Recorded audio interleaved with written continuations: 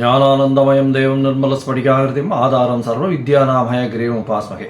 நேயர்கள் அனைவருக்கும் அஸ்ட்ரோகே செய்யுங்க பணிவான நமஸ்காரங்கள். மாத பலன். புரட்டாசி மாதம் குரோதி வருஷம் 17/9/2024 17/10/2024 வரலும் உண்டான காலகட்டத்திற்கு என்ன பலன் அப்படின்றத பார்ப்போம். பொதுவாகவே நம்ம சௌரமான மாதங்கள் அப்படின்ற அடிப்படையில் மாதத்தினுடைய பிறப்பை கொண்டாடுறோம். அதாவது சூரியன் ஒரு ராசியிலிருந்து அடுத்த ராசிக்கு செல்லக்கூடியதை சௌரமான மாதங்கள் அப்படின்னு சொல்லுவோம். இந்த சௌரமான மாதத்தை நம்ம தமிழ்நாடு ஃபாலோ பண்ணுறோம். மிச்ச ஸ்டேட்லலாம் பார்த்தீங்கன்னா, அதாவது பஞ்சாப், கர்நாடகா, இந்த மாதிரி ஸ்டேட்ஸு, கர்நாடகா, ஆந்திரா இதெல்லாம் சந்திரமான மாதங்கள்னு சொல்லக்கூடியது. அமாவாசைக்கு அடுத்த நாளில் அவங்களுக்கு மாதம் பிறக்கும். நம்மளுக்கு மாதம் சூரியன் ஒரு ராசியிலிருந்து அடுத்த ராசி செல்லக்கூடியதை சூரிய மாத பிறப்பு அப்படின்னு சொல்லுவோம். இந்த மாதம்ன்றது கன்னியா மாதம், புரட்டாசி மாதம் பிறகுறது 17/9/2024 அன்றைக்கி. இந்த மாதத்தில் வரக்கூடிய கோல்சாரம் என்ன, இந்த மாதத்தினுடைய விசேஷ நாட்கள் என்ன அப்படின்றத ஒன்று ஒன்றா பார்க்கலாம்.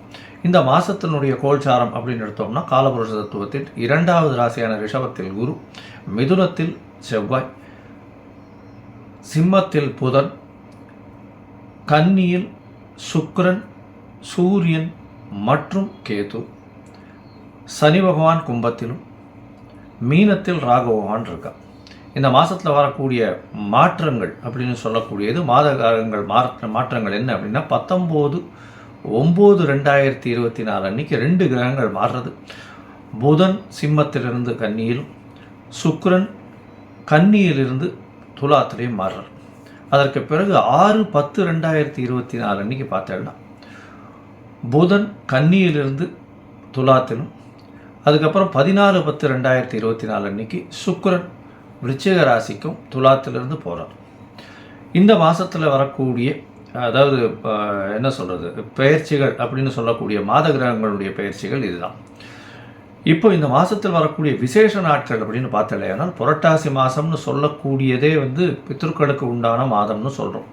நம்முடைய மூதாதையர்களுக்குன்னு ஒரு மாதத்தை கொடுக்கப்பட்டுள்ளது. அதில் பார்த்தலையானால், இந்த 18ஆம் தேதி அன்றைக்கே பௌர்ணமி வருது. 18ஆம் தேதிக்கு மாலைய பட்சம் ஆரம்பம் அப்படின்னு சொல்கிறோம். அந்த மாலைய பட்சம் அப்படின்னும் போது 15 நாள். ஒரு பட்சம் அப்படின்னு சொல்லும்போது கிருஷ்ணபக்ஷம், சுக்லபக்ஷம்னு 2 பட்சம் வரும் ஒரு மாதத்துக்கு. அது மாலைய பட்சம் வளர்பிறையை ஒன்றாகவும் தேய்விரையை ஒன்றாகவும் சொல்லக்கூடியது. பௌர்ணமியிலிருந்து அமாவாசைக்கு வரக்கூடியதை தேய்விரை, கிருஷ்ணபக்ஷம்னு சொல்லக்கூடியது. இதில் மாலைய பட்சம் பௌர்ணமிக்கு அடுத்த நாளிலிருந்து பிரதமையிலிருந்து ஆரம்பிக்கும். இது 15 நாட்கள் வரும் அமாவாசையோடு சேர்த்து. அமாவாசைக்கு அன்றைக்கி மகாலய அமாவாசை வரும். 18/9/2024 அன்றைக்கி மாலைய பட்சம் ஆரம்பம். இந்த மாலைய பட்சத்தின் விசேஷம் என்ன அப்படின்றத ஒரு தனி வீடியோ போடுறேன். இந்த மாலைய பட்சத்தில் பார்த்தீங்கன்னா, பித்ருக்களுக்கு செய்ய வேண்டிய கர்மாக்களை தனியாக செய்யணும். அதாவது தந்தையார் இல்லாதவர்கள், தாய் தந்தையர்கள் இல்லாதவர்கள், இருவரும் இல்லாதவர்கள் கண்டிப்பாக பித்ருக்களுக்கு செய்ய வேண்டிய கடமைன்னு சொல்லக்கூடிய கர்மாக்களை செய்வதன் மூலியமாக அவர்களுக்கு பித்ருக்களின் ஆசிகளும், அவர்கள் குடும்பமும், அவர்களுடைய சந்ததியினரும் மிகவும் நன்றாக இருப்பார்கள். எந்த ஒரு தடங்களும் எடுக்கும் முயற்சியில் வராது. இதனால தான் பித்ருக்களும் ரொம்ப முக்கியம், குலதெய்வமும் ரொம்ப முக்கியம்னு சொல்கிறது. அவர்கள் உங்களை பாதுகாப்பார்கள் எப்போவுமே. சரி, இந்த மாதத்தில் மகாபரணி 21/9/2024 அன்றைக்கி மகாபரணி அப்படின்னு சொல்லக்கூடியது. அதை தவிர 25ஆம் தேதி அன்றைக்கி மத்திய அஷ்டமி. மத்திய அஷ்டமின்னா நடு நாள், அதாவது பௌர்ணமிக்கும் அமாவாசைக்கும் உண்டான நடு நாள், 8ஆம் நாள் மத்திய அஷ்டமி. 26ஆம் தேதி அவிதானவமி. இந்த அவிதானவமி, மத்தியாஷ்டமி, மகாபரணி இதெல்லாம் என்ன விசேஷம் அப்படின்னா, உங்களுடைய மூதாதையர்கள் அதாவது மரணித்ததனுடைய டேட்டோ இல்லைன்னா அவளுடைய இது எந்த திதி அதெல்லாம் தெரியல அப்படின்னா, இந்த காலகட்டத்தில் இந்த 3 நாட்களில் ஏதோ ஒரு நாளில் பண்ணிடலாம். இது பக்கத்தில் இருக்கக்கூடிய கோவிலில் இருக்கக்கூடிய குருக்கள்கிட்டையோ, உங்களுடைய வீட்டில் இருக்கக்கூடிய ரெகுலராக வரக்கூடிய வாத்தியார்கிட்டையோ கேட்டுன்னு பண்ணுறது ரொம்ப விசேஷம். அதற்கு பிறகு மாலைய அமாவாசை 2/10/2024 அன்றைக்கி மாலைய அமாவாசை. அதற்கு அடுத்த நாளிலிருந்து நவராத்திரி உற்சவம். நவராத்திரின்றது ஒரு பெரிய உற்சவம். இந்த இதில் நவராத்திரி ஆரம்பித்ததுலேருந்து 10 நாள் ரொம்ப விசேஷமாக போகும். 11/10/2024 அன்றைக்கி பார்த்தீங்கன்னா சரஸ்வதி பூஜை, வெள்ளிக்கிழமை வேறு வருது இந்த வாட்டி, ரொம்ப விசேஷம். அதற்கு அடுத்த நாள் விஜயதசமி. 12ஆம் தேதி அன்னைக்கு தசமி. இது வந்து மிகவும் ஏற்றமான ஒரு நாளாக சொல்லப்படுகிறது. விஜயதசமி அன்னைக்கு பார்த்தீங்கன்னா எல்லா விதமான பூஜைகளும் நீங்கள் செய்யக்கூடிய இதுக்கு வந்து பண்ணுறது, உங்களுக்கு டூல்ஸாக உதவக்கூடிய எல்லா விஷயத்துக்கும் வந்து அது அன்றைக்கி வந்து பூஜை போடணும்னு சொல்கிறது. எல்லாத்துக்குமே மரியாதை கொடுக்கக்கூடிய ஒரு பெரிய விசேஷமான நாள் அது. சரஸ்வதி பூஜை அன்றைக்கும் சரி, அந்த இது அதாவது விஜயதசமி அன்றைக்கும் பெரிய விசேஷம். இதை தவிர பார்த்தீங்கன்னா வித்யா ஆரம்பம் அப்படின்னு சொல்லக்கூடியது, முதல்ல குழந்தைகளை ஸ்கூல் சேர்க்குறவா இந்த விஜயதசமி அன்றைக்கி போய் சேர்த்துட்டு வர்றது பெரிய விசேஷம். அன்றைக்கி வந்து அக்ஷர அபியாசம் பண்ணுவா ஸ்கூலில். அதன் மூலியமாக அவர்கள் அன்னியிலிருந்தே வந்து ஸ்கூலில் சேர்ந்ததாக கணக்கு வச்சுட்டு அன்னியிலேருந்து படிக்க ஆரம்பிப்பாள். இது வந்து ரொம்பவும் விசேஷமான நாள். இந்த மாதம் பார்த்தாலேனால் பொதுவாகவே மாத கிரகங்கள்ன்றதை வச்சு நம்ம வந்து பலன்களை சொல்லுவோம். இந்த மாதத்தில் என்னென்ன பலன்கள் வருது அப்படின்றத மேஷம் முதல் மீனம் வரை அப்படின்றத பார்க்கலாம் இந்த மாதத்தில். இதை தவிர என்னுடைய மொபைல் நம்பர் கீழே ஸ்க்ராலிங்கில் போயின்னு இருக்கோம். உங்களுக்கு அஸ்ட்ராலாஜிக்கல் கன்சல்ட் தேவைப்படுமானால் நீங்கள் எனக்கு ஒரு ஃபோன் பண்ணுங்க. உங்களுடைய date, time, place of birth, உங்களுடைய நேம் அண்டு பேரண்ட்ஸ் நேம் எனக்கு அனுப்புங்க. உங்களுடைய ஜாதகத்தை போட்டு முதல்ல அதில் சந்தி இருக்கான்னு பார்க்கணும். அதாவது நட்சத்திர சந்தி, பாத சந்தி, அதை தவிர வந்து லக்ன சந்தி, லக்ன பாத சந்தி இதெல்லாம் இருக்கான்றதை பார்த்துட்டு அதற்கு பிறகு உங்களுடைய ஜாதகத்தை குறித்து உங்களுக்குன்னு ஒரு அப்பாயின்மெண்ட்டு கொடுக்குறேன். என்னுடைய கட்டணம் என்னன்னு சொல்கிறேன், நீங்கள் அதை போடுங்க. இந்த சந்தியில் என்ன பெரிய விசேஷம்னா, எனக்கு தெரிஞ்ச நிறைய பேர் வந்து துலா ராசின்னு நினச்சிட்டு இருப்பா, ஆனால் விருச்சிக ராசியில் பிறந்திருப்பா. அதாவது விசாக நட்சத்திரமாக இருக்கும், துலா ராசின்னு நினச்சிட்டு 3ஆம் பாதத்தில் இருக்கேன்னு நினச்சிட்டு இருப்பா, ஆனால் 4ஆம் பாதம் விருச்சிக ராசியில் இருக்கும். அதனால் பாத சந்தி வரும்போது ராசியும் மாறக்கூடிய வாய்ப்புகள் உண்டு. அதனால் குணாதிசயங்களும் மாறும். அதை தவிர நீங்கள் நினச்சது எல்லாமே நீங்கள் பார்க்கக்கூடிய அதே மாதிரி லக்னமும் வந்து அந்த மாதிரி சந்தியில் இருந்ததுன்னா மாறக்கூடிய வாய்ப்புகள் ரொம்பவும் அதிகம். இதன் மூலியமாக உங்களுக்கு சொல்லக்கூடிய பலனும் சரி, உங்களுக்கு கிடைக்கக்கூடிய பலாபலன்களும் வந்து மாறுபடும். அதனால் என்ன ஆகும்னா, நீங்கள் நினச்சின்னு இருக்கிறது வந்து துலா ராசின்னு நினச்சின்னு இருப்பீங்க, ஆனால் விருச்சிக ராசியில் இருப்பீங்க. பலாபலன்கள் மொத்தமே மாறும். உங்களுடைய கேரக்டரிஸ்டிக்ஸு, உங்களுக்கு வரக்கூடிய அதிர்ஷ்டங்கள், நீங்கள் அதிர்ஷ்டம் இல்லாத நாட்களில் போய் அதிர்ஷ்டம் நினச்சின்னு பண்ண போய் அதுவும் ஃபெயிலியர் ஆகும். ஸோ அதனால் ரொம்ப ஜாகிரதையாக இதை மட்டும் குறிச்சிட்டு பண்ணுறது ரொம்ப விசேஷம். சரி, இப்போ மேஷம் முதல் மீனம் வரை இந்த புரட்டாசி மாதம் எப்படி இருக்குது அப்படின்றத பார்ப்போம். இப்போது ஒரு ராசியாக மேஷம் முதல் மீனம் வரை பார்க்கலாம். துலாம், சித்திரை, சுவாதி, விசாகம் இந்த 3 நட்சத்திரம் 9 பாதங்களை கொண்ட ராசி. ராசியின் அதிபதி அப்படின்னு சொல்லக்கூடியவர் சுக்கிர பகவான்.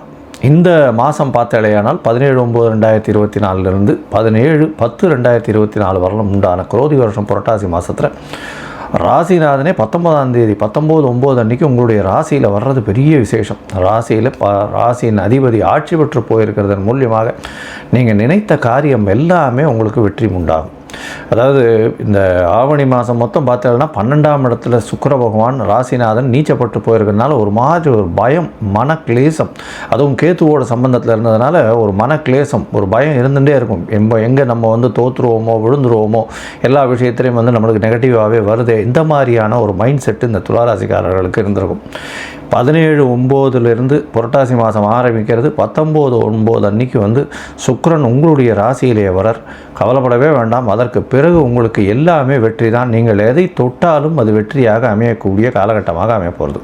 ஏன்னா உங்களுடைய ராசிக்கு பார்த்தீங்கன்னா 12ஆம் இடத்தை குரு பார்க்குறதும் பெரிய விசேஷம். குடும்பஸ்தானத்தை வந்து குருவே பார்க்குறார்.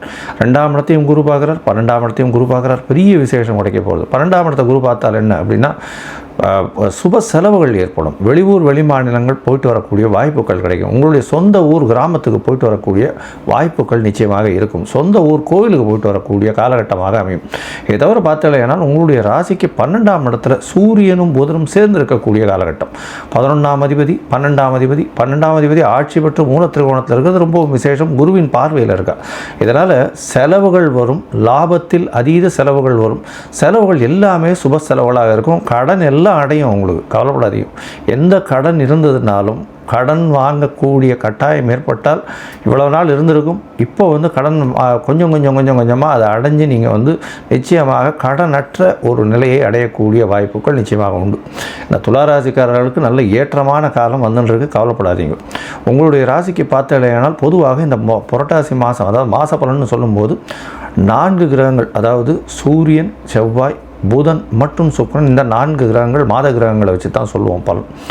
இந்த 4 கிரகங்களில் பார்த்தீங்கன்னா 3 கிரகங்களுடைய மாற்றங்கள் இருக்குது இந்த மாதம். அதாவது சூரியன், புதன் மற்றும் சுக்கிரன் 3 கிரகங்களுடைய மாற்றம் இருக்குது. சூரியன் உங்களுடைய ராசிக்கு 12ஆம் இடத்துல ஆட்சி பெற்று, அதாவது புதனோடு சேர்ந்து புத ஆதித்ய யோகம் அமையிறது, புதனோடு சேர்ந்து இருக்க 11ஆம் இடத்துல இவ்வளோ நாள் ஆட்சி பெற்றிருந்தார். அவர் 12ஆம் இடத்துக்கு வர்றது நிச்சயமாக ஒரு நல்ல ஒரு ஏற்றம் இருக்கும். தூங்க முடியாத அளவுக்கு உங்களுக்கு வேலை பளு இருக்கும், தூங்கிறதுக்கு கஷ்டப்படுவீங்க, தூக்கம் வராது, பிரச்சனைகள் வரும். இருந்தாலும் குரு பார்வை இருக்கிறதுனால ஓரளவு அப்படியே மேனேஜ் ஆகி போகக்கூடிய வாய்ப்புகள் நிச்சயமாக உண்டு.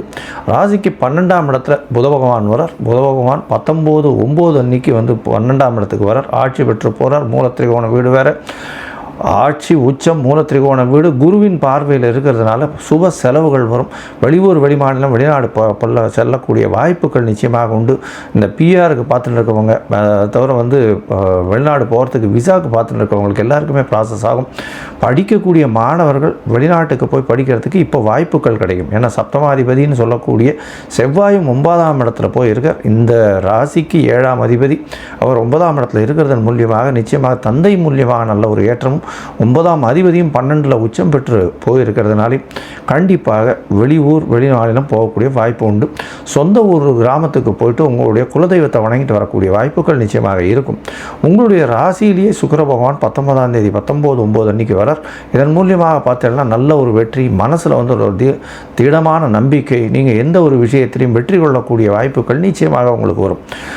இந்த மாதத்தில் பார்த்தீங்களேனால் சுக்கிர பகவான் உங்களுடைய ராசிக்கு இந்த மாதம் மொத்தமே மோஸ்ட்லி இருக்கார். மாத கடைசியில் ஒரு 24 தேதிக்கு அதாவது என்ன சொல்கிறது, ஒரு கிட்டத்தட்ட 14/10/2024 தேதிக்கு சுக்கிர பகவான் உங்களுடைய ராசிக்கு 2ஆம் இடத்துக்கு போகிறார். அதனால் வந்து நல்ல ஒரு ஏற்றம் கிடைக்கக்கூடிய மாதமாக இந்த மாதம் அமைகிறது. 12ஆம் அதிபதியாக புதன் உங்களுடைய ராசியிலே வந்து உட்கார்றார். அதனால் வந்து எந்த ஒரு விஷயத்திலையும் பிரச்சனைகள் இருக்கக்கூடிய வாய்ப்புகளே இல்லை. அதாவது பார்த்தோன்னா உங்களுடைய ராசிக்கு 6ஆம் இடத்துல ராகு பகவான் கேட்கவே வேண்டாம். உங்களுடைய ராசிநாதனம் ஆட்சி, 6ஆம் இடத்தில் ராகு, சனி பகவான் 5ஆம் இடத்துல வக்கரகதியில் இருக்கார். வக்கரகதியில் இருந்தாலும் 5ஆம் இடம் வலுத்து போகிறது. 5ஆம் அதிபதி ஆட்சி பெற்று இருக்கிறது பெரிய விசேஷம். அதன் மூலியமாக குழந்தை பிராப்தி ஏற்படக்கூடிய பாக்கியம் நிச்சயமாக உண்டு. இந்த மாதத்தில் பார்த்தலையானால் அதுவும் வந்து இந்த வெள்ளித்திரை, சின்னத்திரை, இந்த கலைஞர்கள், பாட்டு பாடுறவா, டைமண்ட் மர்ச்சன்ட்ஸு, அதை தவிர வந்து இந்த இது பால் அந்த மாதிரி சம்பந்த தொழில் பண்ணுறவங்க, வெள்ளை ஆடை சம்பந்தமாக கார்மெண்ட் இண்டஸ்ட்ரியில் இருக்கிறவங்க, இவங்களுக்கெல்லாம் பெரிய ஏற்றம் கிடைக்கக்கூடிய காலகட்டமாக இந்த மாதம் அமைய போகிறது. இந்த மாதத்தில் பார்த்தலையானால் நீங்கள் நினைக்கக்கூடிய விஷயங்கள் எல்லாவற்றையும் நீங்கள் வெற்றிகரமாக செயல்படுத்தி அதில் வெற்றி காணக்கூடிய வாய்ப்புகள் உண்டு. இவ்வளவு நாள் இருந்த பிரச்சனைகள்லாம் படிப்படியாக கண்டிப்பாக குறையக்கூடும். இந்த மாதம் புரட்டாசி மாதம்ன்றதுனால முன்னோர்களுக்கு செய்யக்கூடிய அவர்களுக்கு உண்டான இந்த தர்ப்பணங்கள், இந்த மாதிரி விஷயங்கள் செய்கிறது ரொம்ப விசேஷம். தாய் தகப்பனார் இல்லாதவர்கள், தந்தை இல்லாதவர்கள் கண்டிப்பாக தில தர்ப்பணம் பண்ண வேண்டியது அவசியம். ஒருவேளை உங்களுக்கு பண்ண வேண்டி இருந்தது. ஏன்னா கும்பகோணம் பக்கத்தில் வந்து தில தர்ப்பண புரின்னே இருக்குது. அங்கே போய் பண்ணிட்டு வர்றதன் மூலியமாக உங்களுடைய பிரச்சனைகள் எதுவாக இருந்தாலும் இந்த மாதத்தில் காணாமல் போகும். ஏன்னா ராசிநாதன் ஆட்சி பெற்று போயிருக்கிறது உங்களுடைய எல்லாவித விஷயத்தையும் வெற்றிகரமாக கொண்டு செல்லும். இந்த துலா ராசிக்காரர்களுக்கு சில நாட்கள், அதாவது இந்த மாதத்தில் வந்து முயற்சிகளை தள்ளி போடுறது நல்லதுன்னு சொல்கிறோம். ஏன்னா அந்த நாட்கள் வந்து சந்திராஷ்டம நாட்கள்னு சொல்கிறோம்.